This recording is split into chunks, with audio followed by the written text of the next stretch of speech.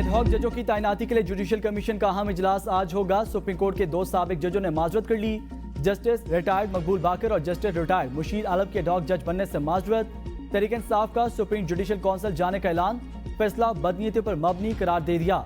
हुकूमत ने अपोजिशन का एहतजाज बिला जवाज करार दे दिया।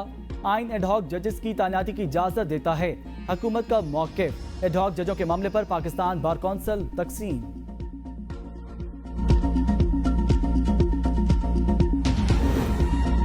सुप्रीम कोर्ट का मखसूस नशिस्तों पर हुक्म के बाद इलेक्शन कमीशन का अहम इजलास आज दोबारा होगा। जरा इलेक्शन कमीशन के मुताबिक इलेक्शन कमीशन सुप्रीम कोर्ट फैसले के खिलाफ नजरसानी का हक रखता है। सुप्रीम कोर्ट के फैसले में 2 हल्फनामों पर अभाम मौजूद। जराए लॉ विंग की तजवीज़ के मुताबिक एक रुकन के 2 हल्फनामों का अभाम दूर करने के लिए जजेस से इन चैम्बर रजू किया जा सकता है।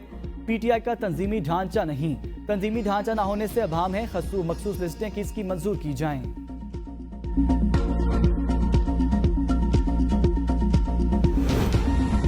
गुज़िश्ता 4 महीनों में टैक्स रिफंड में 800 अरब रुपए का फ्रॉड पकड़ा गया। वज़ीर आज़म मोहम्मद शहबाज शरीफ की ज़ेर सदारत फेडरल बोर्ड ऑफ रेवेन्यू में इस्लाहात और डिजिटाइजेशन पर तवील जायजा इजलास हुआ।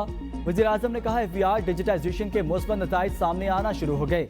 इस्लाहात के कई मनसूबों में गैर ज़रूरी ताख़ीर इंतहाई अफसोसनाक है। FBR की ब्रीफिंग के मुताबिक मुख्तलिफ अदालतों और ट्रिब्यूनल्स में टैक्स के 3.2 खरब रुपए के 83,000 से ज़ायद मुकदमात ज़ेर इल्तवा हैं। 4 महीनों में अदालतों ने तकरीबन 44 अरब रुपए के 63 मुकदमात निपटा दिए। जदीद टेक्नोलॉजी से टैक्स देने के इस्तिताअत रखने वाले 49 लाख अफराद की निशानदेही की गई। उन 49 लाख अफराद में दौलतमंद और सरमायादार को तरजीही बुनियादों पर टैक्स नेट में लाया जाए। वज़ीर आज़म की हिदायत।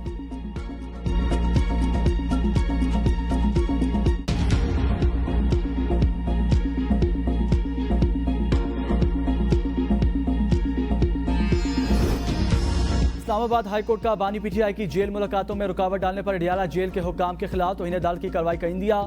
सुप्रिंटेंडेंट अडियाला जेल ने मुलाकातों की फहरिस्त जमा करवा दी। वकील शुएब शाहीन ने कहा, ये जेल में समातों को मुलाकातों में शामिल कर देते हैं। बानी और मुलाकाती के दरमियान बड़ा शीशा लगा दिया गया है। ऊंचा बोलना पड़ता है, कोई दस्तावेजात भी नहीं ले जा सकते। एडवोकेट जनरल ने कहा, हम फिर भी उन्हें मुलाकातों का मौका देते हैं। जस्टिस सरदार एजाज ने रिमार्क्स दिए, आपको एहसान नहीं कर रहे, समझ नहीं आ रही आप इस अमल से क्या हासिल करना चाह रहे हैं। दस्तावेज देखने से रोकना इंसाफ के अमल में रुकावट डालने के मुतरादिफ। आइंदा ऐसा किया तो तौहीन अदालत के नोटिस जारी करूंगा। केस की समाअत 13 सितंबर तक मुलतवी।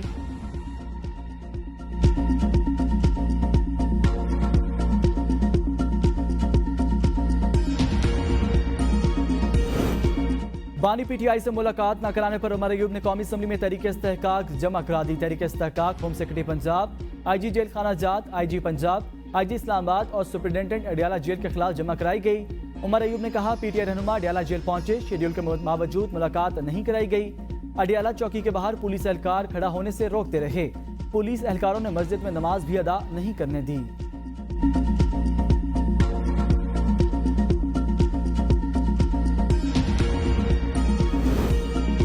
हुकूमत आर्टिकल 17 के तहत किसी भी पार्टी पर पाबंदी के लिए डिक्लेरेशन दे सकती है। मुशीर वज़ीर आज़म राना सनाउल्लाह कहते हैं, काबीना मंजूरी देगी तो डिक्लेरेशन सुप्रीम कोर्ट में पेश किया जाएगा।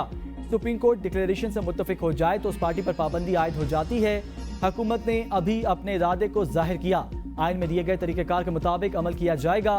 आइनी तौर पर मखसूस नशिस्तें हुकूमत को मिल सकती हैं, कोशिश करने में कोई बुराई नहीं।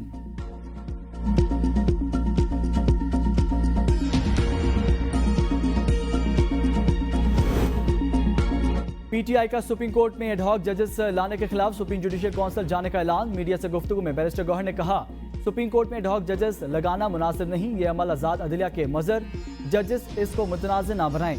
तातीलात के दौरान 4 एडहॉक जजेस को 3 साल के लिए सुप्रीम कोर्ट लाना बदनीयती। PTI पर पाबंदी हुकूमत के खात्मे का काउंटडाउन होगा। मखसूस नशिस्तों के फैसले पर अमल दरामद कराना चीफ जस्टिस की जिम्मेदारी है। अपोजिशन लीडर कौमी असम्बली उमर अयूब बोले, चीफ जस्टिस से गुजारिश है, एडहॉक जजेस हमारे केसेस ना सुने। बुशरा बीबी पर जाली केसेस किया गया जिससे उन्हें बरी कर दिया गया। नैब टीम ने झूठे केस में फिर गिरफ्तार किया जिसकी मजम्मत करते हैं। हम इन तमाम बोगस केसेस की भरपूर मजम्मत करते हैं।